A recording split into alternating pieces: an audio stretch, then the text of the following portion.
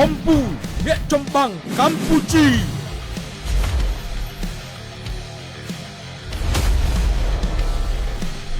ភេសជ្ជៈកីឡាកម្ពុជាកំពូលអ្នកចម្បាំងកម្ពុជាភីកបុកស៊ីងអង្គរួនសង្វៀនឈានឆ្ពោះទៅលំដាប់ពិភពលោកព្រឹត្តិការណ៍ថ្ងៃសុក្រទី15ខែឧសភាឆ្នាំ2026គូអន្តរជាតិដណ្ដើមខ្សែក្រវ៉ាត់ជើងឯកភីកបុកស៊ីងអ្នកលេងកណ្ដាប់ដៃម៉ាស៊ីនទូចដេវីតបាសជាមួយចូម៉ាបាឡាំងគីមកពីប្រទេសហ្វីលីពីនភូមិទភាពអន្តរជាតិរាហូមាសខេត្តបាត់ដំបងឈុតសេរីវ៉ាន់ថងបាសជាមួយអាក្រ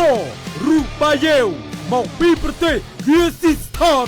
បើជាឃាតមុខស្រកពេជ្រអាទិទេពបាសជាមួយថុកសុនបាយ៉េវគូស្បាកូវិចមកពីប្រទេសគីស៊ីស្ថាន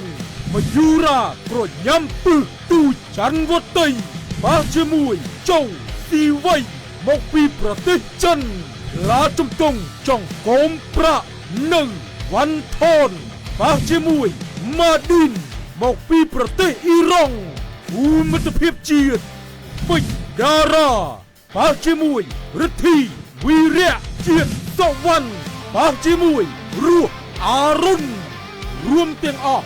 7គូប្រកួតជូនទស្សនា